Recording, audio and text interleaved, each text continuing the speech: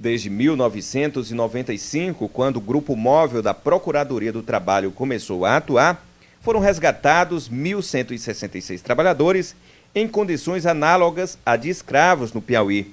Somente no ano passado, foram 74 trabalhadores libertados.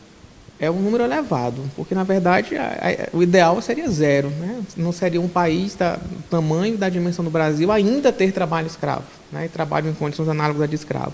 O procurador Carlos Henrique destaca que nos últimos 15 anos, 61 pessoas foram resgatadas somente no município de Picos.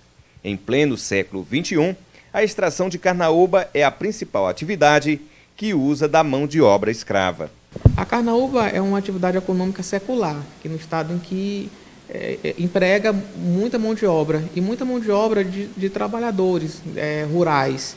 E havia uma cultura em que não se assinava carteira, em que não se dava as mínimas condições de trabalho, equipamentos de proteção individual e nem o mínimo de dignidade a esses trabalhadores. Criou-se com o tempo essa cultura de transgressão, que foi combatida com mais rigor pelo Ministério Público nos últimos anos.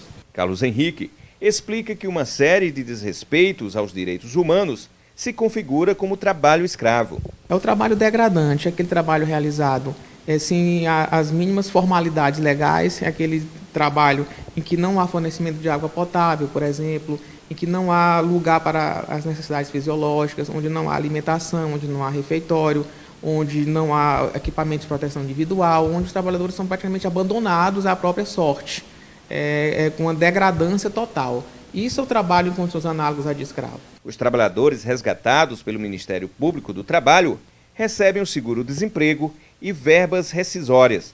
A empresa flagrada utilizando mão de obra escrava sofre várias penalidades. Com o resgate, o empregador ele é obrigado a interromper aquela atividade até regularizar a situação dos trabalhadores, ou seja, até pagar as verbas rescisórias de cada um. E os trabalhadores resgatados, eles recebem um seguro-desemprego oriundo do resgate do trabalho em condições análogas de escravo, que era pago pelo antigo Ministério do Trabalho e Emprego. E também o Ministério Público do Trabalho, quando constata essa situação, abre um inquérito civil, instaura um inquérito civil para apurar as condições da empresa e cobrar que ela não repita mais essa situação e também que pague o dano moral coletivo, que é um valor em dinheiro destinado a alguma entidade pública ou privada, beneficente. Nos últimos anos, o combate ao trabalho escravo tem ficado ainda mais difícil.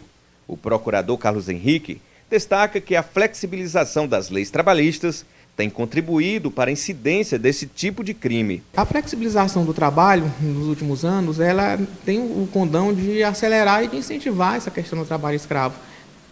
Como exemplo, a terceirização. Boa parte dos resgates de trabalhadores escravos no Brasil, parte significativa de trabalhadores terceirizados, por exemplo, né? Eles ficam mais desprotegidos pela natural desregulamentação que ocorre hoje em dia. E o Ministério do Trabalho e Emprego foi extinto pelo atual governo e foi dividido em 3 áreas, uma parte para o Ministério da Cidadania, outra parte para o Ministério da Justiça e outra parte para o Ministério da Economia, da Fazenda. Estamos aguardando ainda as definições de como vai ficar essa situação. O que a gente sente é que há uma tendência no Brasil dos poderes públicos em reduzir a proteção trabalhista, o que é lamentável.